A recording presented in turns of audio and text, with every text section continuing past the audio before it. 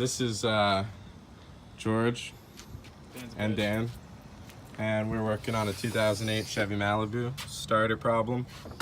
Car wouldn't start this morning. Had to borrow my friend's truck. Here you can see the starter motor.